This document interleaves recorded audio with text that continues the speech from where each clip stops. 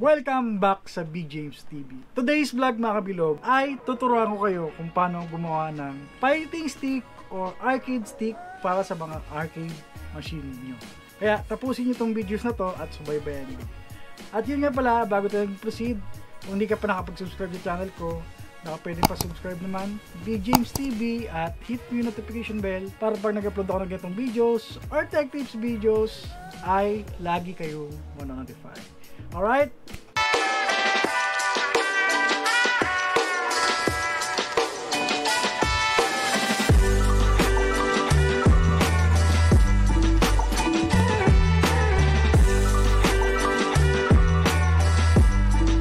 Ngayon mga kabilog, sa mga mahilig maglaro ng mga arcade machine at mga classic games, para sa inyo itong mga videos na to. Dahil malaking tulong to sa mga mahilig maglaro ng mga classic games, ay papakita ko sa inyo kung ano yung ginagamit ko para sa computer. Papaganahin kasi natin yung mga lumang games or classic games gamit ang PC. So ano bang mga kailangan natin para makagawa tayo ng fighting stick or arcade stick para mapagana natin yung mga games na gusto nyo? So ang unang-una kailangan nyo is yung buttons na 2.8mm yung clip. Then meron kang USB encoder. USB encoder, ito yung nagsisilbing controller ng mismong fighting stick mo. Kung makikita nyo dito mga kabilog, nandito yung mga function ng button. RAM K1 to K12. Then nandito na rin yung start, select, up, down, left, right. So ito yung gagamitin natin para makabuo tayo ng fighting stick or arcade stick at natatanggal itong mga wire na nakakabit dito. Sample tayo. So ito yung papunta ng PC, yung USB cable, then papunta sa USB encoder. So by the way mga kabilog, kung gusto nyo mag-abil ng ganito, may nabibili sa online. Lalagay ko na lang yung description sa baba.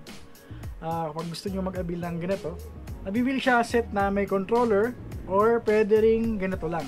So maraming option kung gusto nyo ganito lang or may controller and button. Ang kasama niya is ito, 5-pin papunta dito sa ating joystick or fighting stick. Ito, 5-pin.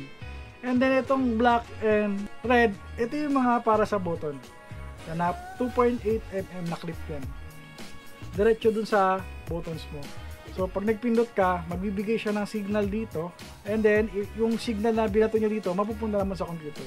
Mamaya ipapakita ko sa inyo na gumagana to at meron akong sample na gustong pakita sa inyo kung ano yung tsura ng fighting stick ko. So kailangan nyo rin ng mismong fighting stick na cabinet or yung case. So pagka gusto mo mag-assemble, ito yung mga kailangan. So very basic lang mga kabilog. Papaganahin kasi natin to sa mga classic games, pwede rin to sa mga modern like Tekken 7, Mortal Kombat, Street Fighter. Basta sa PC mo siya isasaksak. Pwede rin naman sa mga gaming console kung compatible siya. As long as USB port yung sasalpakan niya. Ngayon, sisimulan natin. Paano nga ba gamitin to? Ganito lang yan. Bubuo tayo ng fighting stick. Ito na yung sample. Papakita ko kung paano ko ginawa. Ito nakikita nyo mga kabilog. Ito yung sinasabi ko kanina. May fighting stick ka na case. Ito na yon mismo. Kuha ko ito mga kabilog sa Pandora arcade ko na luma. So ito yung ginamit kong fighting stick. So ito na yung mismong joystick. Tsaka, so kung ano yung nasa loob nito, papakita ko rin. Siya nga pala, ito yung start and select. So kinabit ko lang siya doon. Paano ba pag-setup nito? Ayan, pakita ko. Ayan. So ganyan lang siya. Pagka ko-connect mo siya sa PC, yung black tsaka red, nakakonect lang siya dito sa USB encoder. So kung ano yung function, example itong K1, parang K1, K2, K3, K4. So yun yung parang A, B, C, D. Yun yung susundan mo. Ite-testing din natin to dito sa computer natin kung ano yung function ng each buttons na to. And then yung sinasabi ko kanina, itong 5-pin, ayan, diretso sa joystick. Then papunta sa USB encoder. Tanggalin mo lang yung mga yan. Sample, tanggal tayo dito sa ayan. Pag tinanggal mo kasi yan, hindi nagagana tong button. So kailangan nakasaksak parehas yan. So may tinanggal akong isa, kung anong letter to, nakalagay yan dito sa likod. Sample ito, papuntang K1. Hindi, K3.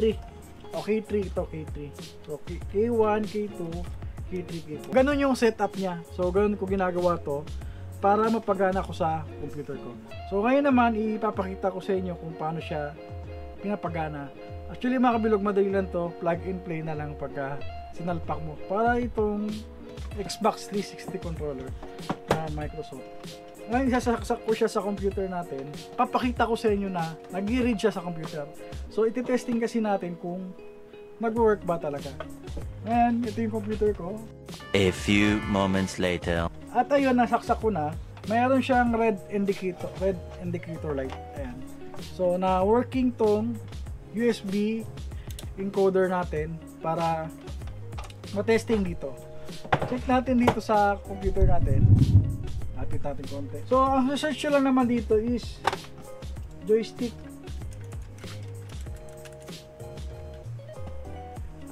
Ano? USB game controller. So, ito yung makikita mo. Itong game controller na to. So, makikita nyo dito yung generic USB joystick. So, click mo lang itong properties. Dito sa test, makikita natin na working tong fighting stick natin. So, example, itong joystick up. So, kung makikita nyo yung axe na yan. Yan. Up. Down. Left. Right. So, working yung joystick. So, dito mo malalaman mga kabilog kung nag-work tong fighting stick na inassemble nyo. So, itong 1. Ito yung K1. Kanina. Kita ko sa inyo ha. K1. Ayan. K1. Ito yung K1 diba kanina. K1. Ayan. 1. 2. Kasunod, K2. So, ito yung numbering niya. K3. Ayan. K3. K3. Makikita nyo 3. K4. So, ako, from left to right, then, baba uli ako sa sunod na button, left to right ulit. Then, kasunod is K, 7 and 8. So, dito naman mga kabilog, yung 7 and 8, ano yan? R1 tsaka L1. Kumbaga sa PlayStation joystick, merong R1, L1, R2, L2. Ganun yung setup nito. So, yung 7 tsaka 8, ito yung R1 tsaka L1. Nakikita nyo? R1 tsaka L1. And then, may katabi siyang select tsaka start. So, nakakabit na yung select tsaka start. So, number 10 siya dito sa computer natin. Makita mo, 9 and 10. Ibig sabihin, 9 and 10 siya dito. Select and start. Mapifunction mo, makikita mo naman kasi dito kung gusto mo siyang ilagay sa select para ma-setup mo dito sa mismong fighting stick na. Sample naman tayo ng games na gumagana gamit ng fighting stick. So, try tayo ng isang games. Hanap tayo ng games. So, itatry natin siya sa Tekken 7 na game. So, ayan dito, mag-try tayo offline. Up. So, titignan natin kung nag-work tong buttons. I-testing na natin to kung gumagana yung character sa game na to sa fighting stick natin. Kasi plug and play na lang to, wala ka nang kailangan i-config para maglaro ng game dito sa Tekken 7. So, papakita ko sa inyo. Pero pwede nyo namang i-config yung controls nito kung gusto nyo masunod yung dating.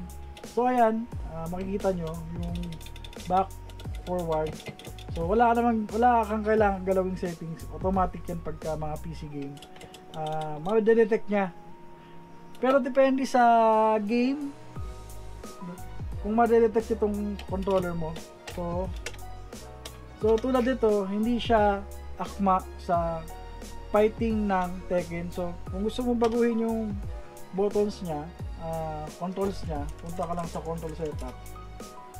At kung gusto mong yung hindi kasi accurate yung buttons niya, ang gagawin natin yung left punch, right punch, left kick, right kick. Then, pwede na tayo mag-start. So, yan yung default setup niya. Yan.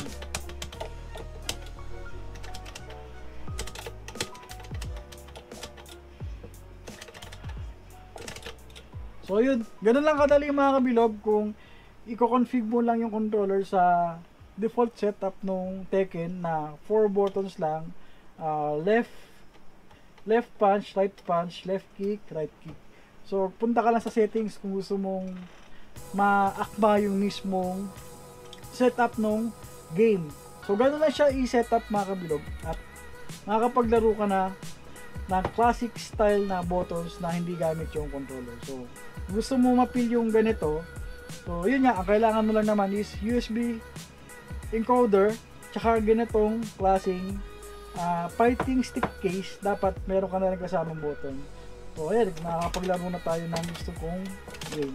So, magda-download ka na lang gusto mong game para ma-enjoy mo tong fighting stick. So, classic style pa rin tayo at ma-experience mo yung nasa arcade game ka talaga na gamit tong ganitong fighting stick. At ayun mga kabilog, siguro hanggang dito na lang tong videos na to. Hindi ko na pahabain at sana nag-enjoy kayong tapusin yung videos natin at meron kayong natutunan sa videos natin for today. At kung may katanungan ka at gusto mong mag-abil ng ganito, ilalagay ko na lang yung description sa baba para kung gusto mong ma-experience yung ganitong style ng arcade sa bahay. At sa mga interested naman sa arcade machine ko at gusto mag-avail, punta lang kayo sa page ko, Gigabit Tech or James TV, or punta lang kayo dun sa mismong Facebook ko kay James Aguetro. So, sa mga interested sa mga classic arcade machine natin, message na lang ako dun. Kung may mga tanong kayo, comment nyo lang dito sa baba para dito sa tech tips videos natin. Hanggang sa muli mga kabilog at kita-kits na lang sa next videos. At syempre, huwag mong kalimutan i-subscribe yung channel ko, Big James TV, at hit yung notification bell para pag nag-upload ako ng ganitong videos or tech tips videos ay lagi kayong ma-notify. Alright? Peace out! Bye-bye!